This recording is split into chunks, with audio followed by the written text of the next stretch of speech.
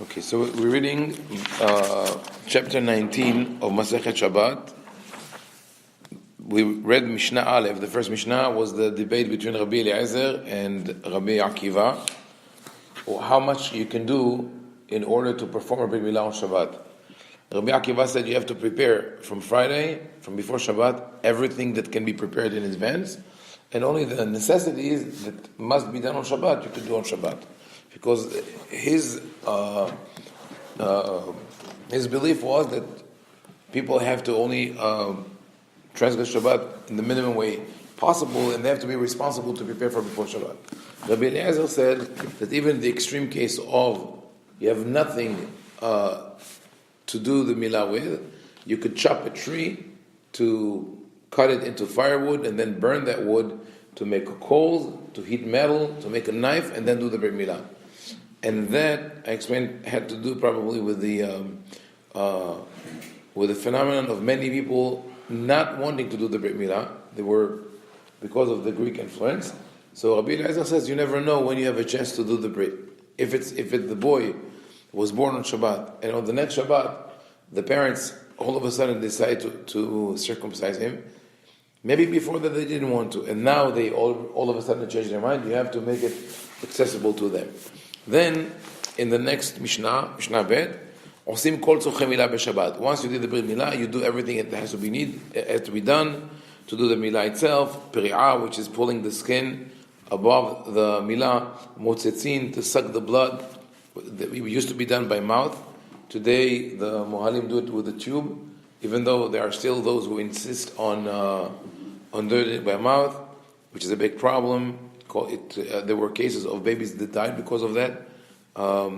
They contracted herpes. And there's a big debate in the city of New York. The city wants to inform parents before the Brit Milah that they have an option. And the Orthodox community, the ultra-Orthodox community, the Satmar and other Hasidim, went to war against it. It's not that the city wanted to impose the not to do the metzitzah. It was called metzitzah, sucking the blood. They just said that we want you to let the parents know that if you do it by mouth, there's a risk. And there's a way to do it in a different way, and they refused. And I don't know what was the outcome of that. Notnim alea is pelanid v'chamun, and they used also to make to bandage the area with and the bandage and cumin. Cumin has this quality that could stop blood. Really? Yeah. Yeah. I did it. I use it, and I don't remember exactly what situation. Im lo shahak me'erev Shabbat, I mean for a cut, obviously. Im lo shahak me'erev Shabbat, lo b'shana v'niten. Okay, whatever he needs to do, he could do. Then in Mishnah Gimel, they speak about washing the baby. Marchitzin et hakatan. They could wash the baby. The Tanna Kama, the first opinion of the Mishnah, is quite strict. It says mezalfin alav bayad, avalo becheli. That the way you wash the baby on Shabbat should be a little different than the way you wash it on a regular day, because the rabbis made a decree against washing on Shabbat for fear that people will heat water on Shabbat. So he says just mezalfin alav bekel. You could sprinkle from a vessel and rub the skin, but not do a full bath. Rabbi Elazar ben Azariah Omer marchitzin et hakatan bayom hashelishi shechal liot b'Shabbat. He says, Rabbi Elazar, not only you could wash the baby on Shabbat, even if the Brit Milah was on Wednesday, on Thursday, and the third day is Shabbat, Thursday, Friday, Shabbat is the third day of the Brit Milah, within the 3 days immediately after the baby is still at risk. So even in that case, you could wash the baby on Shabbat.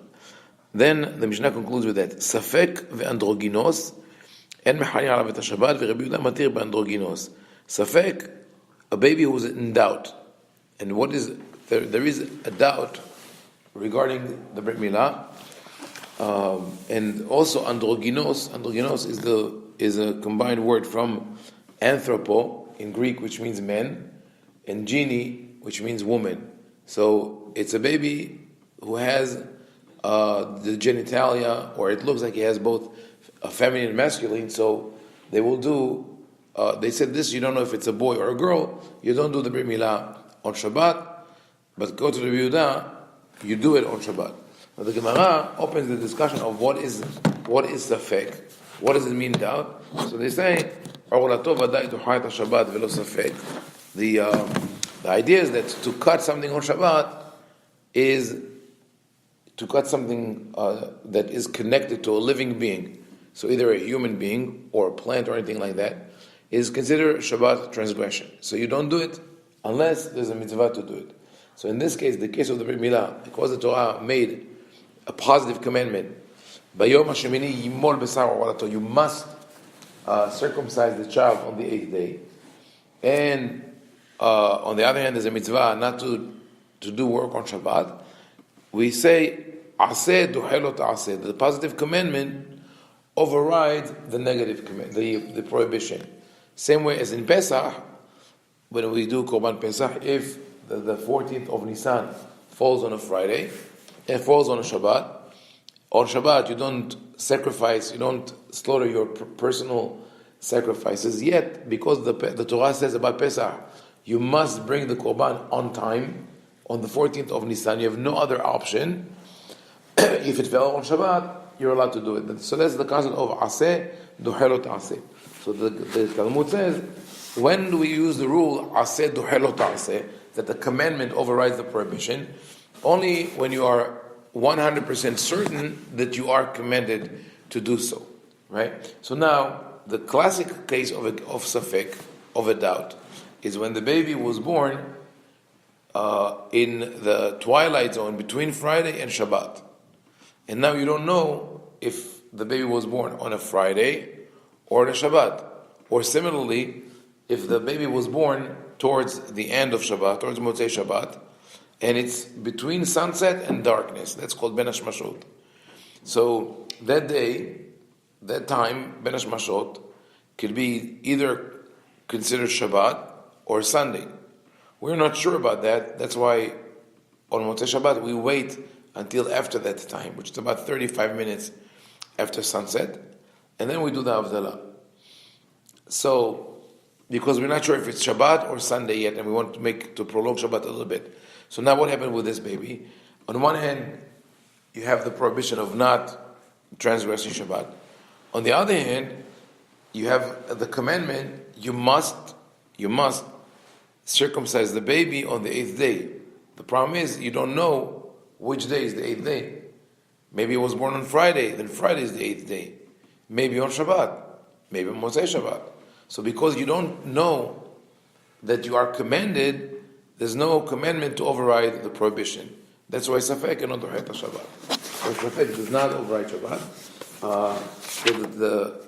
The Talmud quotes a Baraita, Toseftat, that says also, Vadai duhet Shabbat velo nolad ben hashmashot. They bring different types of Safek. One of them is what I just mentioned. One who was born during twilight. One who is androgynous, that has both genders. Velo nolad keshu mahul. Also, if the baby was born in a way that he looks circumcised, you don't do the Brit Milah on Shabbat, because maybe you don't need to circumcise him. What they used to do is such a thing. There is such a thing. It's rare. It's rare. I heard of cases, and the question is, does it really mean that it's mahul or it looks like a Brit Milah? So some said that you have to just the skin was pulled or pushed, so you have to do milah anyway. Some said you only have to draw blood. The Gemara brings the story about the rabbi Rav Adabar Ahava, who had a boy, who had a son, who was born on Shabbat and looked as if he was circumcised, but he wanted to circumcise it anyway. So he took him to 13 buhalim, 13 experts, and they all refused to do it on Shabbat. They said, on Shabbat you don't do it. Wait till Sunday, and we will draw blood. Eventually, he, with his fervor and devotion that he wanted to do the mitzvah the right way, he decided to do the milah for his own son on Shabbat, and unfortunately it failed. V'asa'o kirut shofcha. So basically he sterilized him because or castrated him instead of circumcising him, and then he lamented his actions, they told him, you should have listened to the rabbis. They told you that you do it only. 13 people told him no. Yeah, so that probably is an exaggeration. He should have understood, right? But the Gemara brings it as an example of something. People are in religious zeal. He right now all he thinks about is this pasuk. You must do the Brit Milah on the 8th day, and they tell him yes, the Brit Milah, but we don't know that it's a Brit Milah. We don't know that we have to do it today, and he insisted. Anyway, there's another example of safek here, of a doubt. Ben Shiva mehalin ala bet Shabbat, uben Shmona en mehalim ala bet Shabbat.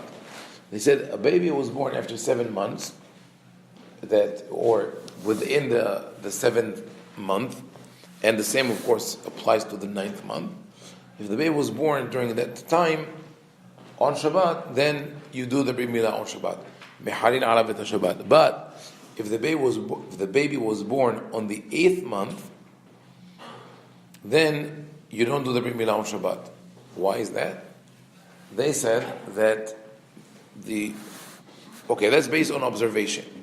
They didn't have the same system or same scientific methods and the same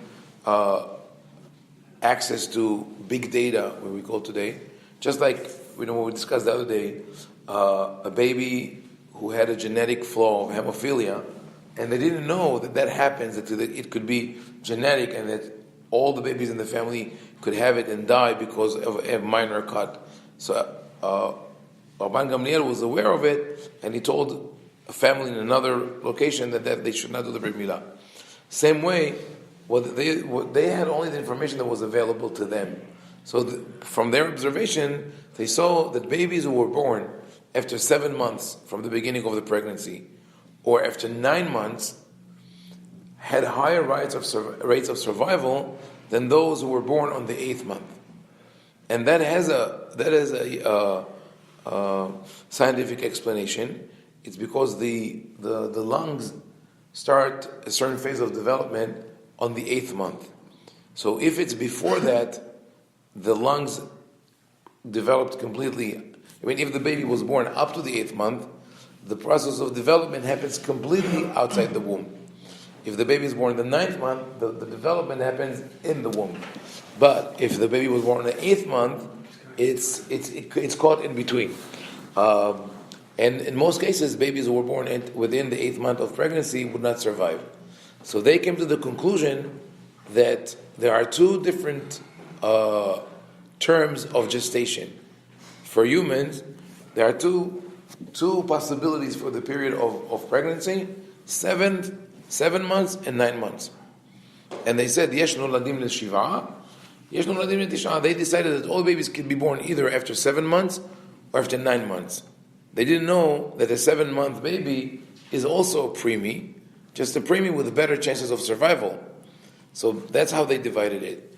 And now they come to the question of safek. It says, if a baby was born on the border between the 7th and 8th month, or the border between the 8th and the 9th month, we don't know that this baby is going to survive, and therefore we cannot circumcise him on Shabbat. Because only the circumcision of a valid human being, for them it was not a valid human being.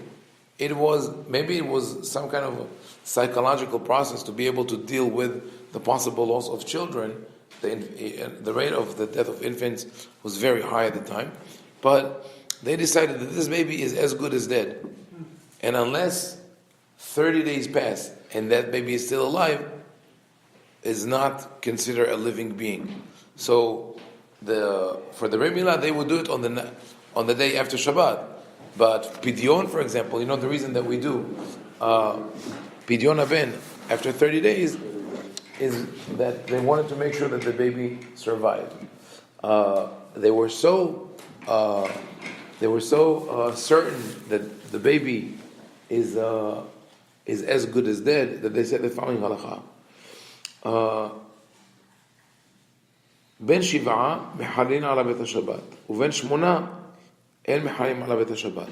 So if the baby was born after 7 months, within the 7 months, you do whatever is necessary for him on Shabbat. If he's 8 months old, the pregnancy was 8 months, you're not Mechalel Shabbat. If it's a fake, it's a doubt whether he was on the 7th or the 8th month, you're not Mechalel Shabbat for him. But they go back. But if you're clear, you know for sure that the baby was born on the 8th month, Hareu ke'even ve'asur letaltelo, aval imo shoha umenikatu mipnei hasakana. They say that baby on Shabbat is muktzeh. You cannot touch the baby because it's not going to live.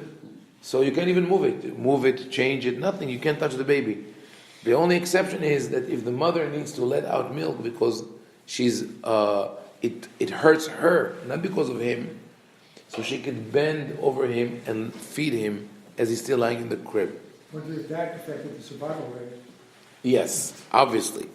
But that was only on Shabbat, and it would be 3 Shabbatot before he hits the 30-day mark. However, in modern times, the survival rates have improved, and rabbis also understood that. So they write in Halakha that today, because the rabbis are still reluctant, even though the science is there, and it's clear there's no such thing as a 7-month gestation period. There's no such thing. It's clearly only 9 months. Most of the rabbis are reluctant to agree to that, because that will paint our sages in a negative light. Like they didn't know that the gestation period is 9 months. But it's okay to say that. It's science, so they don't have to know all of it. However, they're not willing to retract. They still say they're 7 or 9 months. But this is what has changed. What has changed is that we have modern technology and medicine, and we can save lives. Therefore, they say, today, any baby, no matter how young or if in the 8th month, you could do Hilul Shabbat for him. Now, if that was the case, if that was really the case that it's only because of medicine and technology, the halakha should have been that in the case of a baby that was born in a remote town, let's say the mother delivered the baby at home, and there's no way to get the baby to a hospital or to a facility that would treat the baby on Shabbat, and the baby was born for sure within the 8th months, right? That's what they call ben shmona. So it's like exactly 8 months from the beginning of the pregnancy, the baby is born. According to the Talmud, you're not allowed to touch him, right? It's muktzeh. You don't touch him, you don't move him. What would modern halakha say? It seems that would be the exception, because the only reason they'd say you can move the baby is that you have medical treatment available that will save him. In that case, they should have said that is the case where we don't have the allowance. But the rabbis say, and that's Yalkut Yosef, the son of Rabbi-ovadia Yosef, rules like that, and quotes other poskim. He says, no, once we said that you could touch the baby and move it, we don't make any restrictions. It applies everywhere. In other words, what they want to say, and they're not saying, is this. We know that the scientific knowledge of the rabbis of the time of the Mishna was wrong. And the only gestation period is 9 months, and therefore any preemie that is born earlier to that still has chances of survival. But they don't want to say it in that language to not, as I said before, paint the sages of the Mishnah in negative light. Baruch Adonai le'olam, amen ve'amen.